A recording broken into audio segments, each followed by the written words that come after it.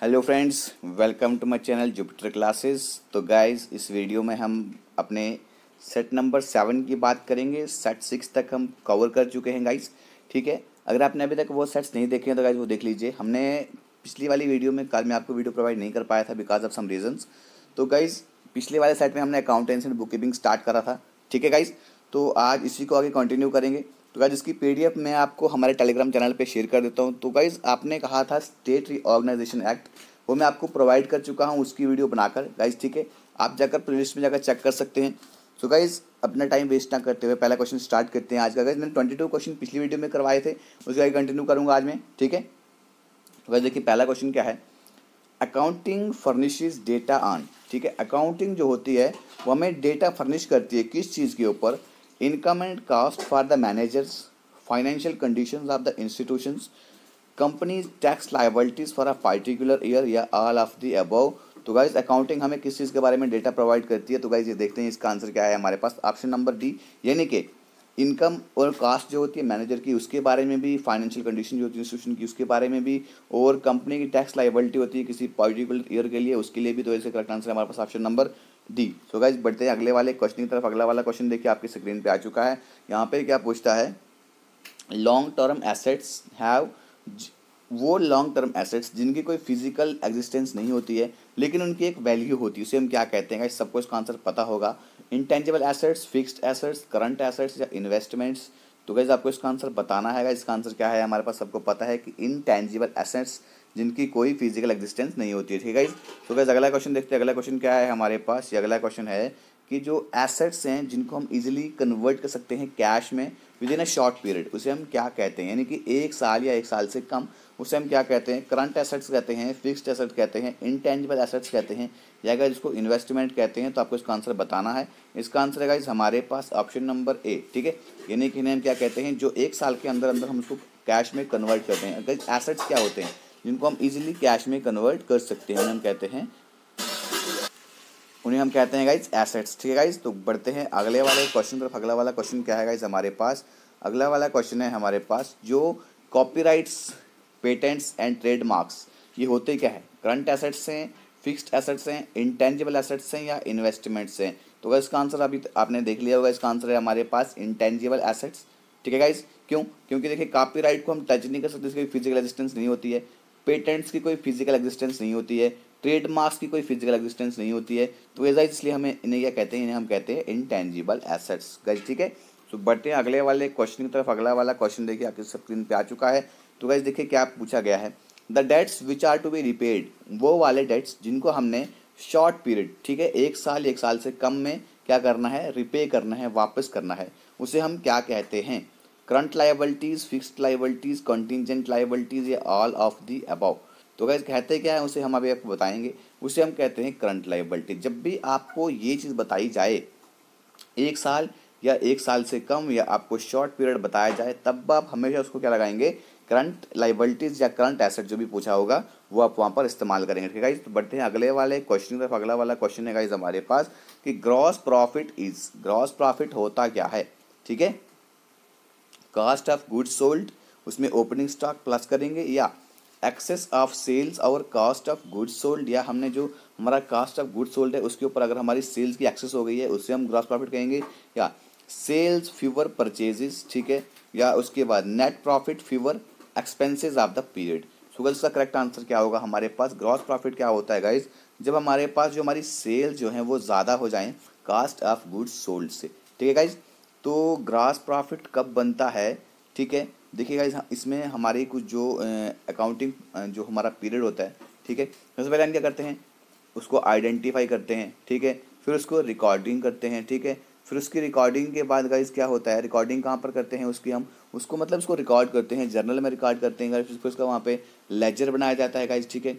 फिर हमारी क्या होती है, लेजर पोस्टिंग होती है। लेजर पोस्टिंग के बाद गाइस क्या होता है, फिर जो हमारा फाइनेंशियल स्टेटमेंट गाइस यहाँ पर आता है, ठीक है। जो हमारा फाइनेंशियल स्टेटमेंट आता है, जैसे उसके बाद हमारा प्रॉफिट एंड ये हमारा आता है, ट्रेडिंग अकाउंट आता है, ठीक है। उसके बाद प्रॉफिट एंड लॉस अकाउंट आता है, ठीक है। उस वक्त हमारी ये सब चीज़ें देखी जाती हैं, ठीक है guys.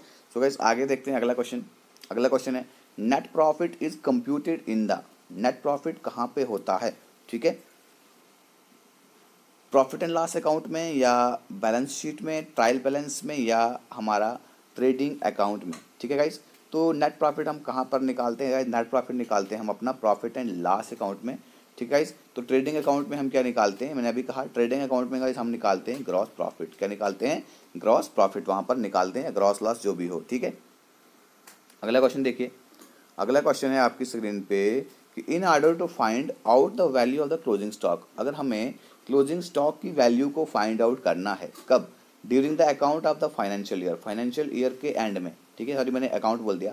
During the end of the financial year हम क्या करते हैं, कैसे इसको फाइंड आउट करते हैं क्लोजिंग स्टॉक की वैल्यू को? या हम इसको वी डू दिस बाई, इसको हम क्या स्टॉक टेकिंग से करते हैं, या deduct the cost of goods sold from sale, या हम जो कॉस्ट ऑफ गुड्स सोल्ड है उसको सेल से डिडक्ट कर देते हैं, कम कर देते हैं, या ओपनिंग स्टॉक को डिडक्ट कर देते हैं कॉस्ट ऑफ गुड्स सोल्ड से, या look in the stock account, या हम स्टॉक अकाउंट में देखते हैं। तो वैसे देखिए, जब भी हमें क्लोजिंग स्टॉक की वैल्यू को फाइंड आउट करना होता है फाइनेंशियल ईयर के एंड में, तो वैसे इसको हम कैसे करते हैं, इसको हम जो हमारे पास स्टॉक होता है, ठीक है, स्टॉक टेकिंग से इसको हम करते हैं, ठीक है। ओके, तो बस अगला देखिए, अगला क्वेश्चन है हमारे पास यहाँ पर कि which of these best explains fixed assets. देखिए ऑप्शन दिए हुए हैं, इनमें से फिक्स्ड एसेट्स को बेस्ट एक्सप्लेन कौन करता है? और bought to be used in the business, इनको बिजनेस में यूज़ करने के लिए खरीदा जाता है, या एक्सपेंसिव आइटम होती है जिनको बिजनेस के लिए खरीदा जाता है, या वो आइटम जो जल्दी ही हमारी क्विकली जल्दी ही ख़त्म हो जाती हैं, या लॉन्ग लाइफ इनकी होती है और इनको आर नॉट परचेज स्पेसिफिकली, और इनको स्पेसिफिकली परचेज दोबारा यानी कि रीसेल के लिए इनको खरीदा नहीं जाता है, ठीक है। तो इसका आंसर हमारे पास क्या है? ऑप्शन नंबर डी, यानी कि ये लॉन्ग लाइफ होती है। अगर मैंने कहा फिक्स्ड एसेट्स और करंट एसेट, करंट एसेट क्या होती है? जिनकी शॉर्ट पीरियड होता है, तो फिक्स्ड एसेट की क्या होता है? इनका लॉन्ग पीरियड होता है और इनको दोबारा रीसेल के लिए परचेज नहीं करा जाता है, ठीक है। Okay, let's move on next question. तो देखिए अगला क्वेश्चन है the charges of placing commodities into a saleable condition. वो चार्जेस जो हैं प्लेसिंग कमोडिटीज को प्लेस करना किस में? सेलेबल कंडीशन में, उसको वो किसके ऊपर चार्ज किया जाता है, ठीक है। सो गाइस देखिए यहाँ पर ऑप्शन है trading account, profit and loss account, balance sheet, can none of the above. तो गाइस इसका करेक्ट आंसर क्या है हमारे पास? करेक्ट आंसर है ऑप्शन नंबर बी, यानी कि पी एंड एल अकाउंट, यानी कि प्रॉफिट एंड लॉस अकाउंट, ठीक है। चार्जेस ऑफ प्लेसिंग कमोडिटीज को हमने सेलेबल कंडीशन में लाना है, ठीक है। देखिए सबसे पहले हमारा क्या बनेगा? ट्रेडिंग अकाउंट बनेगा। ट्रेडिंग अकाउंट में हमारा क्या निकलेगा? ग्रॉस प्रॉफिट निकलेगा, ठीक है।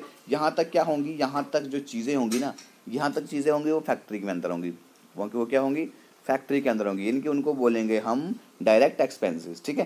तो इनडायरेक्ट एक्सपेंसेस क्या होता है? जब वहाँ से उठाकर हमने क्या किया, उस मटेरियल को, ठीक है, उस जो हमारे पास गुड्स हैं उन कमोडिटीज़ को हमने कहाँ पर ला लिया? उन कमोडिटीज़ को अगर हमने मार्केट में ला लिया, कहाँ ला लिया? उन कमोडिटीज़ को मार्केट में ला लिया, तो गाइज वो सारा जो भी हमारे चार्जेस होंगे वो किस में हमारे आते हैं? वो आते हैं गाइज हमारे प्रॉफिट एंड लॉस अकाउंट में। Guys I hope you understood it. Okay, देखते हैं अगला क्वेश्चन। सप्लायर्स पर्सनल अकाउंट, जो सप्लायर्स का पर्सनल अकाउंट होता है उसको हम किस में देखते हैं? सेल्स लेजर में देखते हैं, नॉमिनल लेजर में देखते हैं, पर्सनल लेजर में देखते हैं, या गाइस जर्नल लेजर में देखते हैं? किस में देखते हैं? तो गाइस अभी आंसर देखते हैं क्या है इसका। ऑप्शन नंबर सी इसका आंसर है, ठीक है। यानी कि सप्लायर्स का पर्सनल अकाउंट जो होता है इसको हम पर्सनल लेजर में इसको हम देखते हैं। देखिए गाइस अगला देखिए, अगला क्वेश्चन है हमारे पास कि if you want to ensure, अगर आप ये इंश्योर करना चाहते हो कि that your money will be secured, कि तुम्हारा मनी जो है वो सिक्योर्ड रहेगा, कब? If cheques sent are wasted in the post, अगर आपके चेक जो हैं जो आपने भेजे हैं वो पोस्ट में जाकर वेस्ट हो चुके हैं, यू शुड, तुम्हें क्या करना चाहिए? ऑलवेज पे बाई कैश, तुम्हें हमेशा कैश में पे करना चाहिए। क्रॉस योर चेक्स अकाउंट, पे ऑनली नॉट नेगोशिएबल, ठीक है। तुम्हें अपना चेक अकाउंट जो पे है उसे ही क्रॉस चेक करना चाहिए, नॉट नेगोशिएबल जो नेगोशिएबल नहीं है। Always get the money in person, या हमेशा आपको पर्सन के पास मनी रखना है। Not use the postal service in future, तो आप फ्यूचर में पोस्टल सर्विस यूज़ नहीं करेंगे। तो गाइस देखिए अगर आप ये चाहते हैं कि आपका जो पैसा है वो सिक्योर रहे, तो चेक तुम्हारा पोस्ट में वेस्ट ना हो, तो तुम क्या करोगे? तुम अपने जो क्रॉस योर चेक्स, ठीक है, जो तुम अकाउंट पे ऑनली, ठीक है, तो अपने चेक्स को क्रॉस करोगे, ठीक है, अकाउंट पे ऑनली, नॉट उसको आप नेगोशिएबल, ठीक है, जो नेगोशिएबल नहीं होंगे तब तुम ये चीज़ करोगे, ठीक है। मत ये ऐसा नहीं कर लेना कि not use the postal service in future, ठीक है, ऐसा कुछ भी नहीं है, ठीक है। ओके, अगला क्वेश्चन देखिए यहाँ पर क्या है। डिस्काउंट्स रिसीव्ड आर, जो डिस्काउंट आपको रिसीव होते हैं तो वो क्या होते हैं? Deducted by us when we pay our account, ये हमसे डिडक्ट हो जाते हैं जब हम अपने अकाउंट्स को पे करते हैं, या deducted when we receive cash, ठीक है, ये तब डिडक्ट होते हैं जब हम पैसा रिसीव करते हैं, या गिवन बाय अस हमारे द्वारा दिए जाते हैं जब अपनी गुड्स को उधारी पे बेचते हैं, क्रेडिट पे बेचते हैं। तो इसका आंसर क्या होता है? डिस्काउंट आपके पास रिसीव कब होता है? देखिए डिडक्टेड बाय अस, ये हमारे से डिडक्ट होते हैं जब, देखो भाई हमने डिस्काउंट रिसीव किया है, अपने आप को मान लीजिए आपने डिस्काउंट रिसीव किया, नहीं किसी ने आपको डिस्काउंट दिया है, ठीक है, तो आपसे पैसे डिडक्ट होंगे ना, आपसे पैसे, क्योंकि पैसे पूरे आपने देने थे, आपको क्या मिला? डिस्काउंट मिला, तो आपने उसको अकाउंट पे करना, तो उसने आपको क्या दिया? डिस्काउंट दिया, मीन्स आपसे पैसे कट के आपको फायदा हुआ, ठीक है, ओके। अगला क्वेश्चन देखिए गाइस क्या है। अगला क्वेश्चन है हमारे पास कि sales invoices are first entered in. जो सेल इनवॉइसेस होती हैं इनको सबसे पहले हम कहाँ पे एंटर करते हैं? कैश बुक में, परचेजेस जर्नल में, सेल्स जर्नल में, या सेल्स अकाउंट में, कहाँ पर इनको हम एंटर करते हैं सेल्स इनवॉइसेस को? तो इसका करेक्ट आंसर है ऑप्शन नंबर सी, यानी कि सेल्स इनवॉइसेस को सेल्स जर्नल में हम क्या करेंगे? फर्स्ट लिस्ट को एंटर करेंगे। Okay guys, let's move on next question. तो देखिए अगला क्वेश्चन है कि entered in the purchase journal are. जो परचेजेस जर्नल में एंटर्ड होते हैं उन्हें हम क्या कहते हैं? डिस्काउंट रसीड होते हैं, या परचेजेस इनवॉइसेस होती हैं, या पेमेंट्स टू सप्लायर्स होती हैं, या ट्रेड डिस्काउंट्स होता है। तो गाइस होता क्या है वो? ऑप्शन नंबर बी इसका आंसर हो गया। जैसे अभी पीछे आपने देखा कि सेल जो है, जो सेल्स होती हैं, ठीक है, तो सेल्स इनवॉइसेस वो कहाँ पर होती हैं? सेल जर्नल में। तो गाइस यहाँ पर इसने बोला है कि परचेजेस जर्नल में क्या होगा? उसमें क्या होगा? परचेज इनवॉइसेस होंगी, ठीक है guys, okay. Let's move next question. अगला क्वेश्चन देखिए यहाँ पर है, इसमें क्या बोला गया है? एट द बैलेंस शीट, ठीक है, बैलेंस शीट डेट पे the balance on the accumulated provision for depreciation account is, ठीक है, बैलेंस शीट की डेट पे, ठीक है, जो बैलेंस होता है accumulated provision for depreciation account के लिए बैलेंस जो होता है एक्यूमुलेटेड प्रोविजन पे, ठीक है, वो क्या होता है? कहाँ होता है? कहाँ ट्रांसफर होता है? देखते हैं इसके ऑप्शंस क्या हैं। वो ट्रांसफर होता है डेप्रिसिएशन अकाउंट में, या ट्रांसफर होता है एसेट अकाउंट में, ट्रांसफर होता है पी एंड एल अकाउंट में, या सिंपली डिडक्ट होता है हमारी एसेट्स से हम जो बैलेंस शीट होती है उसमें। तो वैसे देखते हैं इसका आंसर क्या है? ऑप्शन नंबर डी क्या है? जो भी बैलेंस शीट डेट पे, ठीक है, बैलेंस जो होता है एक्यूमुलेटेड प्रोविजन डेप्रिसिएशन अकाउंट के लिए, वो सिंपल डिडक्ट हो जाता है कहाँ से? जो भी एसेट होते हैं हमारी बैलेंस शीट में उससे, ठीक है, इसका आंसर आएगा option number D. So guys let's move on next question. अगला क्वेश्चन देखिए, इफ़ वी टेक गुड्स, अगर हम गुड्स को अपने इस्तेमाल के लिए यूज़ करते हैं, लेते हैं, हमने क्या करना है? ठीक है, debits drawing accounts, credit purchases account, debits drawing account, credit stock account, debit sale account, credit stock account, debit purchases account, credit drawing account. देखिए आपका जर्नल से ये क्वेश्चन है, ठीक है, जनरल एंट्री अगर आपको आती है तो आप इसको आराम से उड़ा देंगे इस क्वेश्चन को, ठीक है। अगर हम अपने इस्तेमाल के लिए, तो गाइस उस वक्त सिंपली मैंने आपको पिछली वीडियो में बताया था, जब भी आप चीज़ें अपने इस्तेमाल के लिए लोगे तो उस वक्त आपका डेबिट अकाउंट जो है क्या होगा? डेबिट कौन सा अकाउंट होगा? ड्राइंग अकाउंट आपका गाइस डेबिट होगा, है ना, तो ड्राइंग अकाउंट आपका डेबिट होगा, और क्रेडिट आपका क्या होगा? परचेजेस अकाउंट होगा, ठीक है गाइस। सो गाइस अगला क्वेश्चन देखिए, अगला क्वेश्चन है हमारे पास, one a petty cash book is kept there. जो एक पेटी कैश बुक, ठीक है, जिसको हम क्या बोलते हैं? इम्प्रेस्ड सिस्टम भी बोलते हैं, क्या गाइस याद रखेगा? पेटी कैश बुक में क्या होता है? इम्प्रेस्ड सिस्टम होता है, ठीक है।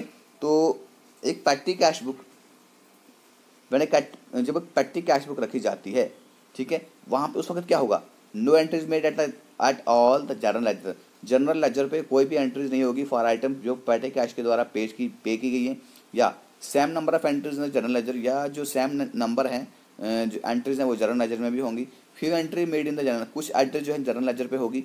मोर entries made in the general ledger, ज़्यादा एंट्री जो है जनरल लेजर पे होंगी।